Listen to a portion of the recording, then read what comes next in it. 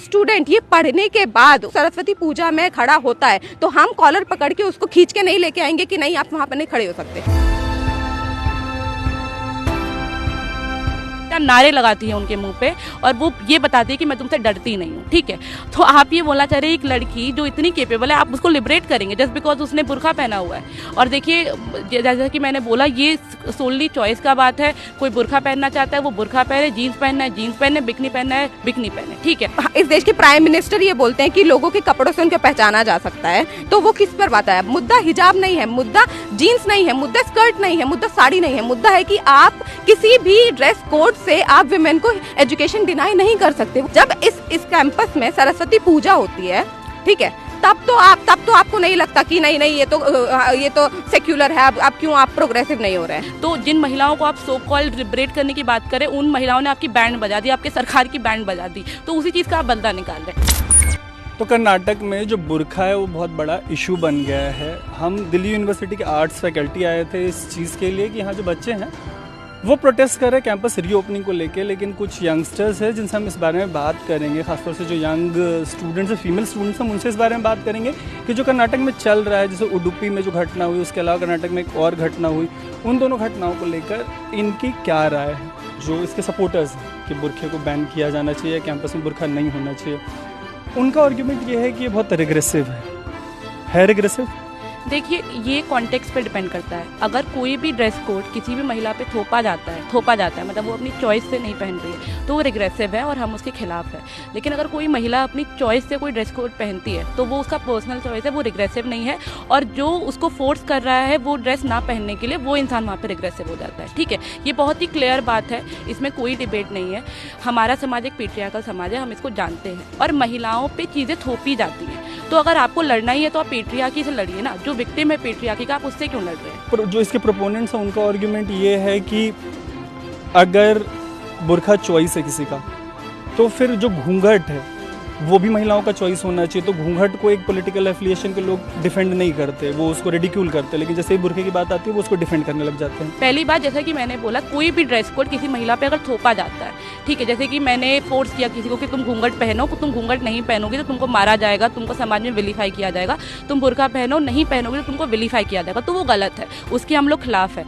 जब फ्रांस में mass level पे बुर्का बैन किया था उसके खिलाफ इंडिया के यंगस्टर्स ने बोला कि अगर आप फोर्सफुली किसी चीज़ को बैन करें तो हम उसके खिलाफ है। लेकिन एट द सेम टाइम जब हम देखते हैं कि इंडिया में किसी को उसकी आइडेंटिटी की वजह से ये बोला जाता है कि तुमको मुस्लिम नहीं दिखना है, क्योंकि अगर तुम मुस्लिम दिखोगे तो हम तुम पे अटैक करेंगे, तुमको अगर इस देश में रहना है तो तुमको हमारे जैसा दिखना पड़ेगा। तो वहाँ पे वो इंसान वो बुर्का पहन के अपनी आइडेंटिटी को असर्ट करता है, ठीक है। और मैं एक चीज़ बोलना चाहूँगी, मैं बिल्कुल बोलूँगी, ये पर्टिकुलर जो उडुपी में इंसिडेंट हुआ है वो लड़की है मुस्कान, और जो लोग वहाँ पे सैफरन गमछा पहन के जिन्होंने उसे हैकल किया, उनका ये बोलना है कि हम महिलाओं को लिबरेट करना चाहते हैं बुर्खे से। वो लड़की मुस्कान, वो आप लोगों ने वीडियो देखा होगा, मैं तो कह रही हूँ कि उसको हैकल नहीं किया गया, वो पूरी बात कोई बता नहीं रहा, पूरी बात मैं आपको बताती हूँ। वो लड़की स्कूटी से आती है, वो लड़की ड्राइव करती है खुद से, वो कैंपस आती है, परफेक्टली अपना स्कूटी पार्क करती है, एकदम करेज के साथ चलती है। कुछ 20-30 लड़के आते हैं, बदतमीज लड़के, उसको हैकल करने की कोशिश करते हैं, वो उल्टा नारे लगाती है उनके मुंह पे और वो ये बताती है कि मैं तुमसे डरती नहीं हूँ, ठीक है। तो आप ये बोलना चाह रहे हैं एक लड़की जो इतनी केपेबल है आप उसको लिबरेट करेंगे जस्ट बिकॉज उसने बुर्का पहना हुआ है? जैसे सेंटर और लेफ्ट की जो पॉलिटिकल आइडियोलॉजी है उसका एक बड़ा क्रिटिसिज्म ये होता है कि ये पूरे ट्रिपल तलाक के इशू को भी मतलब बुर्के की तरह नहीं समझ पाए। जैसे शाहबानू का जो केस था, जब उसको ओवरटर्न कर दिया गया पार्लियामेंट में, राजीव गांधी ने किया, और अभी जब एक सरकार है केंद्र में जो इसके लिए कानून लेके आती है और इसको इलीगल बनाती है, तो पॉलिटिकल अंडरस्टैंडिंग पे सवाल उठता है कि जो सेंटर और लेफ्ट की पॉलिटिकल आइडियोलॉजी थी वो कहाँ पे थी उस वाले टाइम पे। वही सवाल अभी भी मतलब जिसके प्रोपोनेंट्स हैं वो उठा रहे हैं कि मतलब बुर्के को लेके भी मतलब जो आइडियोलॉजिकल या अंडरस्टैंडिंग है उसका मिसप्लेसमेंट है। आप सही मानती हैं इसको? देखिए, सबसे पहले सवाल को समझने के लिए हम लोग को हिस्टोरिकल इस चीज़ को समझना पड़ेगा।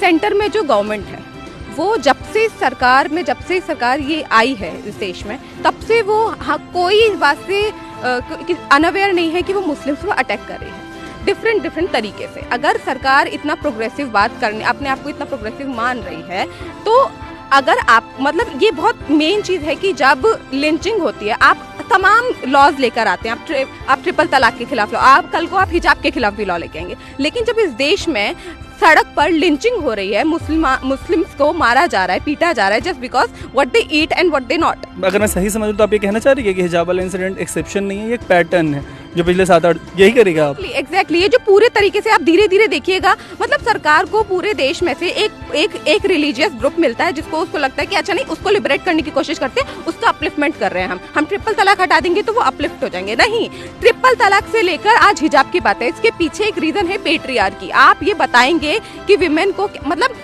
ये समाज ही, पूरा समाज ही ऑब्जेक्टिफाई करता है अगर विमेन ज्यादा पहन रही है या विमेन कम पहन रही है, राइट? तो आप तब कहाँ चले जाते हैं जब देश में उसी नाम पर लोगों को पीटा जा रहा है। ये बॉडी कंट्रोल है वैसे या नहीं है? बुर्का बॉडी कंट्रोल है? देखिए, आप ये बात नहीं कर सकते ना कि मैंने ये जीन्स पहना है, मान लीजिए कल को वो लोग जीन्स के खिलाफ प्रोटेस्ट करने लगेंगे कि जीन्स अलाउड नहीं है, तो इसका कंटेक्स्ट आपको समझना पड़ेगा ना। मियरली बाय लाइक आप ड्रेस कोड से आप चीजें समझ रहे हैं। आप आज बात सिर्फ हिजाब की हो रही है, लेकिन उसका पूरा, आज जैसे कि सलोनी ने बताया, उसका पूरा आप देखेंगे तो वो एजुकेशन को डिनाई किया जा रहा है। ये सबसे बड़ा मुद्दा है। मुद्दा हिजाब नहीं है, मुद्दा जीन्स नहीं है, मुद्दा स्कर्ट नहीं है, मुद्दा साड़ी नहीं है। मुद्दा है कि आप किसी भी ड्रेस कोड से आप विमेन को एजुकेशन डिनाई नहीं कर सकते। वो उसका राइट है, वो किसी भी लीगल राइट है यार, कॉन्स्टिट्यूशनल राइट है। वो किसी भी तरीके के कपड़े को पहनकर यूनिवर्सिटी स्पेस में आ सकती है और अपनी एजुकेशन ले सकती है। उडुपी में मान लीजिए हिजाब पर बात हो रहा है, दिल्ली यूनिवर्सिटी में एक टीचर जो है वो बोलते हैं कि आप शॉर्ट स्कर्ट मत पहन के आइए। किसने बोला है? ये प्रोफेसर ने बोला कि आप बाल खोल। ऑन रिकॉर्ड है कहीं पे? मतलब कोई सर्कुलर ऑर्डर है या वर्बल? टीचर ने क्लासरूम में कोई एंटर कर रहा है तो आप बाल खोल के मत आइए। थोड़ा सा हियर से हो गया, लेकिन खैर मतलब आई कैन गिव। ये हियर से, ये रियलिटी है जो दिल्ली यूनिवर्सिटी में होता है कि ये हेयर से नहीं है। नहीं, मैं मतलब कह रहा हूँ कि still I am ready to give it to you, क्योंकि मैंने लखनऊ यूनिवर्सिटी में जब एक डिबेट करवाई तो वहाँ ऐसा एक प्रॉपर सर्कुलर आया था, तो आई नो कि मतलब देश के यूनिवर्सिटीज में, और उसके खिलाफ वहाँ लड़कियों ने लड़ाई भी की है। एग्जैक्टली। तो ऐसा है क्या कि मतलब जो पेट्रियार्की है वो ये नहीं तय कर पा रही कि लड़कियों को कितना ढकना है या कितना कम पहनने देना, ये है क्या? हक किसने दिया तय करने का? सवाल तो यही है कि उनको हक कौन देता है कि लड़कियां क्या पहनेंगी और क्या नहीं पहनेंगी, और कितना वो पहनेंगी जिससे उनको एजुकेशन का राइट मिलेगा, और कितना नहीं पहनेंगी जिससे उनको एजुकेशन डिनाई किया जाएगा। ये हक उनको किसने दिया? बट एक लार्जर क्वेश्चन ये रहेगा, मतलब उसको आप लोगों को ब्लैक एंड व्हाइट में आंसर करना पड़ेगा कि मतलब ये जो है एक लिबास है ना, वो रिग्रेसिव है या नहीं। ये इसको एक बार तो ब्लैक एंड व्हाइट में आंसर करना पड़ेगा। ये वही बात है ना, ब्लैक एंड व्हाइट में कुछ नहीं होता है। हर चीज़ का एक डायलेक्टिकल अंडरस्टैंडिंग होता है, एक हिस्टोरिकल कंटेक्स्ट होता है। देखिए, सबसे बड़ी बात है, इसका एक ही जवाब है। सीए एनआरसी के मूवमेंट में यही महिलाएं जिन्होंने बुर्का पहना था, उन्होंने सीए के मूवमेंट को लीड किया और ये बोला कि ये सिर्फ एक एंटी मुस्लिम लॉ नहीं है, ये एक एंटी कॉन्स्टिट्यूशनल लॉ है। तो जिन महिलाओं को आप सो कॉल्ड लिबरेट करने की बात करें, उन महिलाओं ने आपकी बैंड बजा दी, आपके सरकार की बैंड बजा दी, तो उसी चीज़ का आप बदला निकाल रहे हैं। देखिए, जो सरकार नफरत इतना फैला रही है वो प्यार से तो डरेगी ही ना, क्योंकि उसकी तो वोट बैंक ही नफरत के नाम पर चल रहा है। आप समझ रहे हैं? आप जब इस देश के प्राइम मिनिस्टर ये बोलते हैं कि लोगों के कपड़ों से उनको पहचाना जा सकता है, तो वो किस पर बात है? ठीक है, अमित शाह जो बोल रहे हैं कि यहाँ पर बटन दबाइए तो शाहीन बाग में करंट लगेगा, तो ये जो तरीका है, ये तरीका यही है कि आप हमेशा से कोशिश करेंगे कि कैसे मुस्लिम्स को अटैक किया जाए, चाहे वो लव जिहाद हो, चाहे वो ट्रिपल तलाक हो, चाहे वो आज हिजाब की बात हो, कि उनको एजुकेशन भी मत दीजिए, उनको नौकरी भी मत दीजिए। अभी हम भयानक पोलराइज्ड टाइम में जी रहे हैं ना, तो मेरा एक क्वेश्चन ये है कि अगर कोई इसको देख रहा होगा तो वो मतलब इस तरीके से, अगर उसका पॉलिटिकल लीनिंग किसी एक टुवर्ड्स है, तो उसको इस तरीके से भी देख सकता है कि 3 महिलाएं जो कि सूट या जीन्स में हैं वो बुर्के को डिफेंड कर रही हैं। तो ये सिर्फ 3 महिलाएं नहीं है, ये 3 देश के नागरिक हैं जो कि किसी एक दूसरे नागरिक का अपनी मर्जी से अपने कपड़े पहनने के राइट को डिफेंड कर रहे हैं, उसके राइट टू एजुकेशन को डिफेंड कर रहे हैं, जो हमारा कॉन्स्टिट्यूशन हमें देता है। आर्टिकल 25A(1) में ये लिखा हुआ है कि हर एक सिटीजन को अलाउड है कि वो अपने रिलीजन को प्रोफेस कर सकता है, उसे एक्सरसाइज कर सकता है, जब तक उसकी वजह से कोई कम्युनल हेट्रेड नहीं पैदा हो रहा है। और लड़कियों के कैंपस में बुर्का पहनने से किसी भी तरह का कम्युनल हेट्रेड पैदा नहीं हो रहा है, ठीक है। और देखिए, जैसा कि मैंने बोला, ये सोनली चॉइस का बात है। कोई बुर्का पहनना चाहता है वो बुर्का पहने, जीन्स पहनना है जीन्स पहने, बिकनी पहनना है बिकनी पहने, ठीक है। इतनी आज़ादी है लड़कियों को खासतौर से, मतलब तो छीन के ले लेंगे, ठीक है, हम लोग छीन की आज़ादी लेंगे और आज़ादी हमें कोई देगा नहीं। आज़ादी हमारा बर्थ राइट है, ठीक है। और हम तो यहाँ नारा भी लगाते, छीन के लेंगे, लड़के लेंगे, प्यारी प्यारी आज़ादी, ठीक है।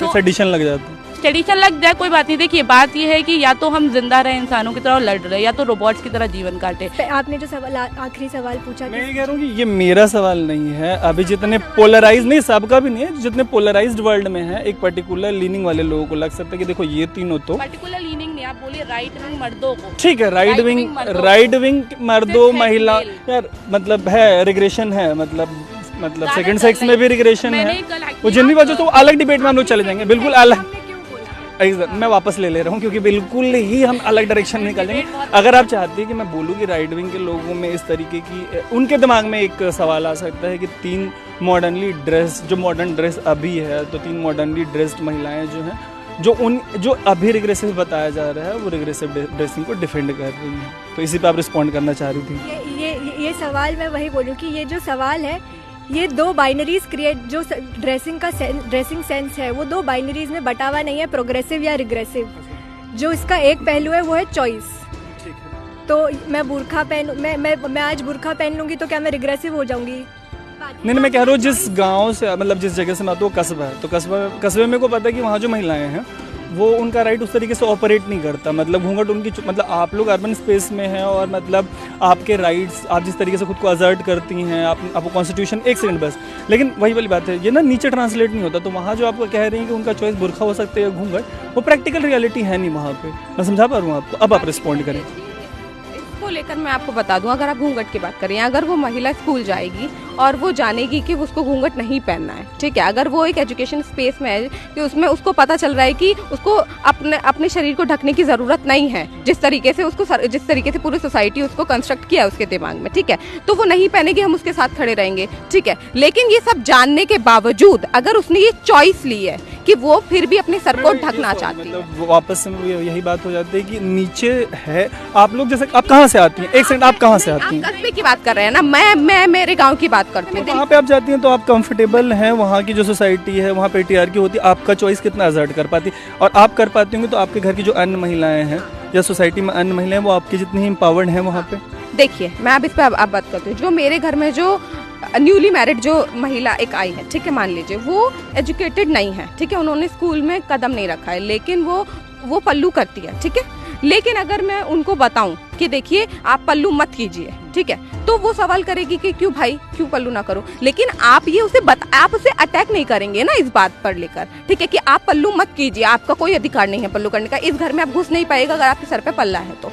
ये मुझे समझ नहीं आता ये कौन डिसाइड करेगा। और स्पेशली वो आप जब इसको इस चीज़ से जोड़िएगा कि मेरे घर में कोई मेल अथॉरिटी ये डिसाइड नहीं करेगी कि मेरे घर की जो विमेन है वो क्या पहनेगी, समझ रहे हैं आप? तो इसी तरीके से उस कर्नाटका में भी उस कॉलेज का प्रिंसिपल ही डिसाइड नहीं करेगा कि उसके स्टूडेंट क्या पहनेंगी। जब इस कैंपस में सरस्वती पूजा होती है, ठीक है, तब तो आपको नहीं लगता कि नहीं ये तो सेक्युलर है, अब क्यों आप प्रोग्रेसिव नहीं हो रहे हैं, समझ रहे हैं आप? तो आप अगर स्टूडेंट ये पढ़ने के बाद उस सरस्वती पूजा में खड़ा होता है तो हम कॉलर पकड़ के उसको खींच के नहीं लेके आएंगे कि नहीं आप वहाँ पर नहीं खड़े हो सकते। ये मैंने एक आर्ग्यूमेंट पढ़ा सोशल मीडिया पे, कुछ मामलों में हो सकता है कि ऐसा होता है कि जो घर में जो मेल मेंबर्स हैं या जो फैमिली मेंबर्स हैं, वही चाहते हो कि अगर तुम बुरखे में नहीं जाओगे तो तुमको हम जाने ही नहीं देंगे।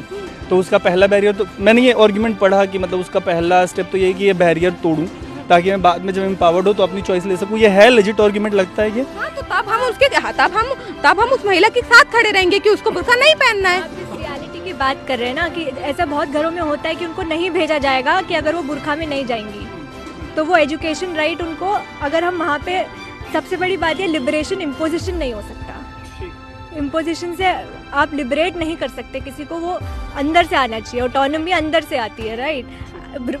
प्रोग्रेसिव आइडियाज़ भी यहाँ से आएंगे, कपड़ों से नहीं आएंगे। तो आप जब उनको एजुकेशन हम स्कूल, कॉलेज, यूनिवर्सिटी, कैंपस हमको एक जगह देते हैं जहाँ पे हम क्रिटिकली सोच सके, हम एक इंडिपेंडेंट इंडिविजुअल बन सकें। तो जब आप उनको वो स्पेस डिनाई कर रहे हैं तो आप उनको वो लिबरेशन भी डिनाई कर रहे हैं। तो लिबरेट करने की जगह पे मतलब उल्टे रास्ते पे ले जाना होगा, if I am understanding it correctly, right? ठीक है, तो काफ़ी लंबा डिस्कशन हुआ है, जो यूथ के मन की बात है बुरखे के ऊपर।